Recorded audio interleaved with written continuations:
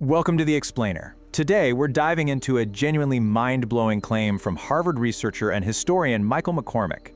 If you ask around about the absolute worst year in human history, you're going to get a whole bunch of different answers, right? But McCormick points to a year most of us have probably never even thought about. A year that didn't just bring local trouble, but actually plunged the entire planet into this unprecedented era of darkness, starvation, and disease. That year is 536 AD. Now, when we think of historical catastrophes, our minds usually jump straight to the 1918 flu pandemic, or maybe 1349 when the Black Death swept through Europe. But historians and scientists, they're increasingly pointing to 536 as the undeniable starting point for the absolute worst period to be alive in human history. To understand why this specific year was just so terrifying, we've got to look up at what suddenly happened to the sky. Just imagine waking up one day and the sun simply doesn't shine the way it used to.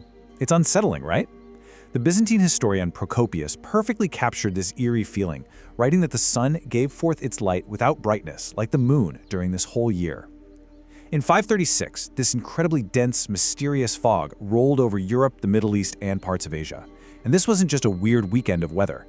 This global fog plunged the world into a perpetual twilight, day and night, for a staggering 18 months. People were literally living in the Dark Ages. Section 1. A mysterious global fog. So, what actually happens to a highly interconnected agricultural world when the sun is suddenly blocked out? Well, Roman statesmen recorded the utter collapse of the natural seasons so vividly. Senator Cassiodorus noted that they had a winter without storms, a spring without mildness, and a summer without heat. He even mentioned that shadows couldn't be seen at noon. The fundamental rhythm of the Earth, that reliable cycle of spring, summer, fall, and winter that everyone relied on for survival, it just completely stopped working. And it wasn't just a Roman problem. The scale of this catastrophe was truly worldwide. Over in China, historical chronicles recorded snow falling in the dead of summer, completely devastating harvests. In Ireland, the records bleakly note a failure of bread that lasted from 536 all the way to 539. And at the exact same time, you've got severe, lingering droughts choking regions from the Mediterranean all the way across the world to Peru. Everywhere you look in the historical record, crops are failing and people are starving. All of this agricultural collapse was driven by a sudden, massive drop in global temperatures, plummeting by about 1.5 to 2.5 degrees Celsius. Now that might sound like a pretty small number on paper, right? But in the context of the Earth's delicate climate system, it's absolutely massive. This sudden deep freeze severely slowed down photosynthesis and actually kicked off what would become the coldest decade in the past 2,300 years. Section 2. Finding the volcanic culprit. For centuries, historians knew the mid-6th century was incredibly dark, but the exact source of those mysterious clouds, that was a total puzzle. So how did modern researchers solve a 1,500-year-old cold case? Seriously, how exactly do we know what happened to the Earth's atmosphere a millennium and a half ago, especially when the ancient writers living through it had zero clue what was causing the fog? The answer actually lies frozen in ice and locked inside ancient wood. Researchers used this brilliant combination of ice cores and tree rings. By drilling ultra-precise ice cores from glaciers in Switzerland, Greenland, and Antarctica, they can actually count the layers year by year. And in the layer for 536, they found massive spikes of sulfate and bismuth. Those are the chemical fingerprints of a cataclysmic volcanic eruption. And here's the crazy part. When they match that ice record with tree rings from the exact same period, they see incredibly narrow growth rings and summer frost damage. The two records align perfectly. A massive volcano had definitely exploded. Let's break down exactly how a single eruption shut down the entire planet. First, the volcano erupts, spewing millions of tons of sulfur high into the atmosphere. Second, that sulfur forms a dense aerosol veil in the stratosphere, spreading all the way across the globe. Third, this chemical veil acts like a giant mirror, reflecting the sun's light and heat right back into space. The end result? A profound, planet-wide cooling, a true volcanic winter. Now, through those ice cores, scientists figured out a crucial, honestly brilliant detail about the 536 eruption.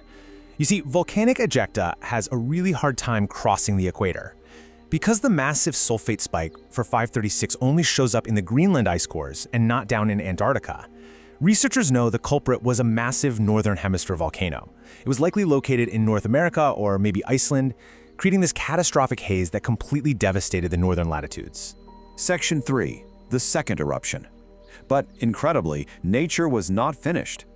Just as humanity was desperately struggling to survive the freezing temperatures and failing crops of that first eruption, the Earth delivered another devastating twist. Let's map out how this builds into a truly inescapable sequence of doom. We have the first eruption in 536 hitting the north. Then, just 3 or 4 years later, in 539 or 40, a second, even larger eruption happens in the tropics. And right on the heels of this double blow to the climate, the Justinian Plague breaks out in 541. It's just a rapid-fire escalation of disasters. Unlike that first eruption, the 540 event showed up in both Greenland and Antarctic ice cores, meaning it was a massive tropical eruption that polluted both hemispheres. In 2010, researchers identified the likely source, Ilopango, a colossal volcano in present-day El Salvador. This second blast deposited even more sulfates than the famous Mount Tambora eruption, plunging the entire world even deeper into a prolonged, inescapable freeze. Section 4. Famine, Plague, and Collapse, which brings us to the final, darkest chapter of this explainer, where the climate shock triggers a domino effect across the globe. This prolonged double volcanic winter literally created the coldest decade in over 2 millennia. As the cold just dragged on, grain stores emptied out. A desperate, starving human population was left severely weakened. And, it wasn't just humans who were hungry. The unseasonably cold weather likely forced rodents, specifically rats carrying plague-infected fleas, to seek out human food supplies, particularly hitching a ride on grain ships coming out of Egypt. And so, in 541 AD, the bubonic plague arrived at the Roman port of Pelusium in Egypt, and it quickly spread to the Byzantine capital of Constantinople. The historian Procopius described the absolute horror of this, noting that the daily death toll reached 5,000 a day, and then 10,000 and even more than that.